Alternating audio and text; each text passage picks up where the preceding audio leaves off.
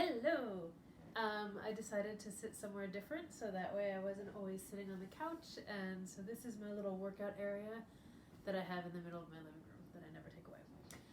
So I am just going to talk to you for a minute about the new unit that we're starting, and that's probability. And the reason that I wanted to talk about it is because with everything that's happening in the world, and probably you're seeing all of these reports on, your social media feeds, as well as on TV, and on the radio maybe, and all of the reports that we're getting, you're hearing all of these numbers.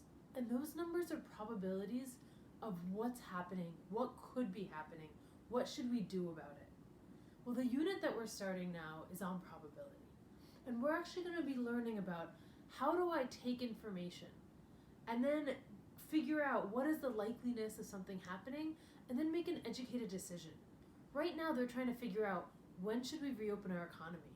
When is it safe to have movie theaters open? Well, that's all going to be based on a lot of different probabilities that a bunch of really, really smart mathematicians are working on right now to figure out. So some things, have my notes on it. So some things you may be thinking about is like, what's the chance of getting infected if I touch something in the grocery store?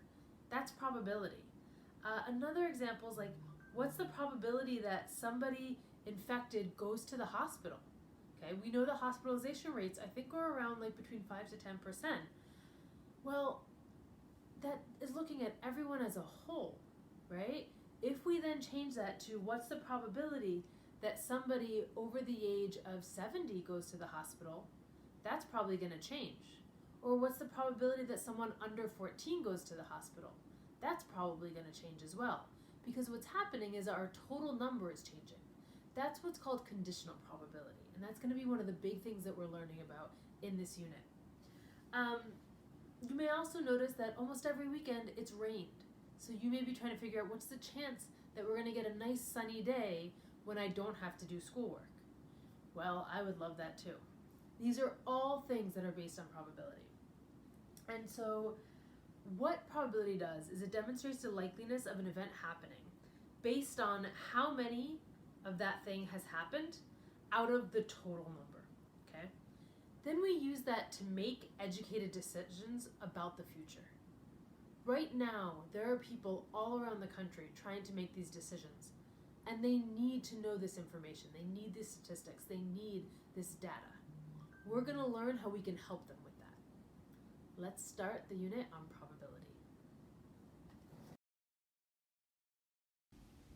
All right, so now we're going to start by just understanding the basic concepts of probability, and we're going to look at some really simple examples.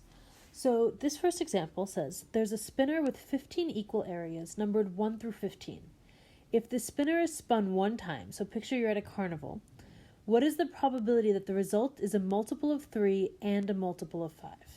Okay, for most of you, this is going to be review. For those it's not, learn it for the first time. The first thing of what probability means, we're going to start with an easy one. P of 7 is the way that we would write it, okay, and that means probability of 7. So that's how we write probability. You write P parenthesis, P of 7. That means I want a 7 to come out. So what I did was I drew a little spinner and I wrote out the 15 numbers, okay? It's always good to write out all of your possible options. And I want to see, well, how many of them are 7? Well, there's only one of them that's a 7. So my probability is going to be 1 over 15 because there's only one that's a 7 and there's 15 total options. And that's the basic idea. So probability is written as a fraction. It's what you want to happen, the 7, out of the total options. Okay, so let's look at another example. The next one says the probability that it's even. So I'm going to go through and highlight all of my even numbers. And you could probably even figure this out much easier, right?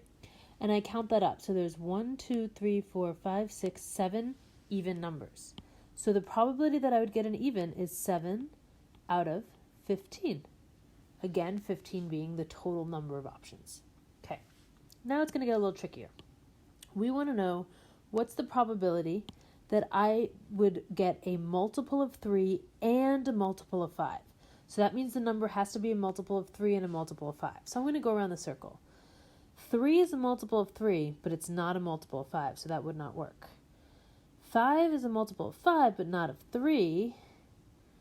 9, but doesn't work for 5. 10 doesn't work for 3. 12 doesn't work for 5. Oops, did not mean to do that. Okay. 15 works for both of them. So there is only one option that is both, okay, this means that it has to be both a multiple of 3 and a multiple of 5. And there's 15 total options. Let's see how that changes if I just change that little word to or. What's the probability that it's a multiple of 3 or a multiple of 5? Well, that means it can be either or. It doesn't have to be both. So 3 would work, 5 would work, 6 would work, 9 would work, 10 would work, 12, because that's multiple of 3, and 15 would work. So that means that 1, 2, 3, 4, 5, 6, 7. 7 out of 15 are either a multiple of 3 or multiple of 5, okay? We're going to learn later the vocabulary associated with this, with conjunction and disjunction, union of sets, all of this kind of stuff. Intersection of sets. Right now, don't worry about that. It's just the basic concept of looking at your total options and finding what's the probability that that one thing is going to happen. We're going to do one more example and then move on. In a certain Algebra 2 class, of 27 students, 11 of them play basketball and 13 of them play baseball. I'm going to underline 11 play basketball, 13 are baseball. Okay, and there's 27 students total. There are 5 students who play neither sport. Okay, what's the probability that a student chosen randomly from the class plays basketball or baseball? There's so many ways you can do this. My brain automatically thinks I should make a Venn diagram. So I'm going to just do that because there was like overlap and da-da-da-da-da. So I know that there's 27 total. There's basketball and there's baseball. Okay. There's 5 who don't play either sport. So there's 5 outside here. And I know that so that leaves me with 22. That's going to be total somewhere inside of here. There's going to be 22 inside here because 22 plus 5 is 27. Okay, so now I have to figure out if there is 11 basketball, that means in this circle, in total there's 11, and in this circle, in total there's 13.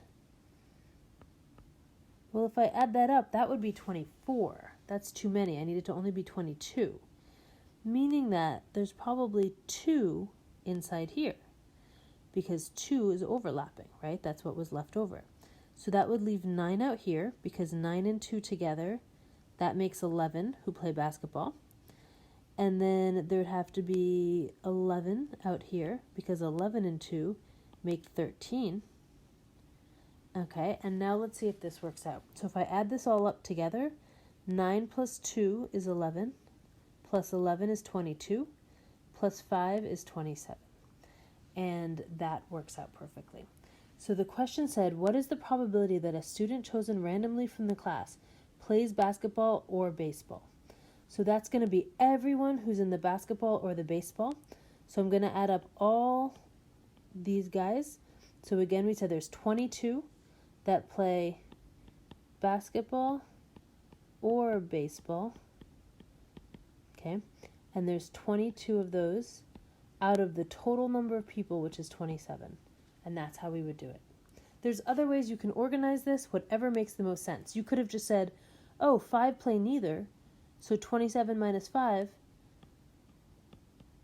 that play neither, that would give me the 22 that play one of the sports. That's another way you could think about it. Okay. Venn diagrams are often used in higher level as two-way frequency tables. You may have seen these in 8th grade, and we're going to really start to be using these a lot over the next couple weeks. These are going to be really important for looking at demographics. So let's say that they were looking at how the infection right now is affecting different demographics. You've probably been hearing in the news that different age groups are being affected differently by this. So we might organize it looking at women and men. Maybe we look at different age groups, and we'd be looking at the number of positive tests that we've had in those age groups. There's so many things you can be looking at when you break things down by demographic, and it's a really interesting way to look at data. Here's an example. In a class of students, the following data table summarizes how many students passed a test and complete the homework due the day of the test. What's the probability that a student chosen randomly from the class did not complete the homework? Okay, so the way that this is organized is we've got completed homework here, and we've got did not complete homework. It always has to be one thing happens and then it doesn't happen. It can't be two very different things. So you can't have like women here and then, people between 14 and 25 here. They have to be, they complete homework or they do not complete homework. They are women or they are not women. So they pass the test or they did not pass the test, which is failing the test. So it's always going to be all of the possible options that something could be. We'll learn later that there's something called an event and its complement. All this vocab will come into play. Okay, this means right here, this 8, that there's 8 people who both passed the test and completed their homework. There's 5 people who failed the test and did not complete their homework. Okay, so that's how you would read these numbers. 4 people who passed the test and did not complete their homework.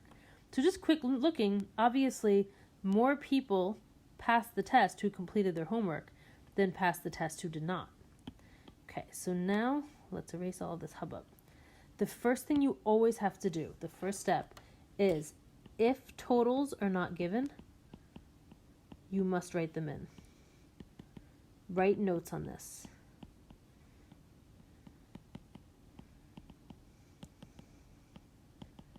Okay, so the way you do that is you write a total right here, okay, and total right here. There's always a total on each side. So this total right here, you just add up everything in that column. 8 and 4 is 12. That's my eraser. Okay, so I put 12 down here, and 5 and 2 is 7.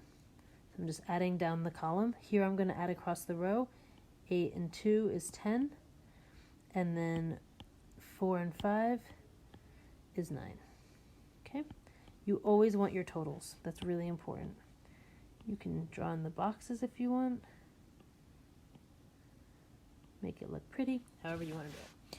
Okay, it asks us, what is the probability that a student chosen randomly from the class did not complete the homework? There's one more total that I haven't written yet, and that's this box right here. That's why I left it open. So we're going to add up 10 and 9, and that gives us 19. It has to be the same going both directions. It will never be something different. So this total, 10 and 9, has to be the same as 12 plus 7, because those are all the possible options, right? All 19 people. So the probability that a student chosen randomly from the class did not complete their homework. So I'm going to go to did not complete their homework, and I'm going to go, I want to include everyone who did not complete their homework. So that's this total right here. And then it's out of the total number of people, so the probability would be 9 out of 19. So this is did not complete homework, and this is the total number of students. Let's do one more like that. In a class of students, the following data table summarizes how many students play an instrument or a sport. What's the probability that a student chosen randomly from the class plays neither a sport nor an instrument? Okay, so again, it's plays a sport, doesn't play a sport. Plays an instrument, doesn't play an instrument. We have to write our totals in. And total. 5 and 12 is 17. 4 and 3 is 7. 5 and 4 is 9. 12 and 3 is 15. Okay, and then I just add up my total here, and that's 24. And I just do a double check. If I had 17 and 7, I still get 24. I know I did it right. Okay. Now it said the probability that a student chosen randomly from the class plays neither a sport nor an instrument. So not a sport, not an instrument. So we're only going to look at where those two things intersect, because they can't do this and they can't do that. So that's going to be 3. So our probability is 3 out of the total, which is 24. Okay, so it's always, you have to figure out what they're talking about and then find that number in your table. And then this total for now will always be the total on our bottom. Have fun, and I'll see you on Monday.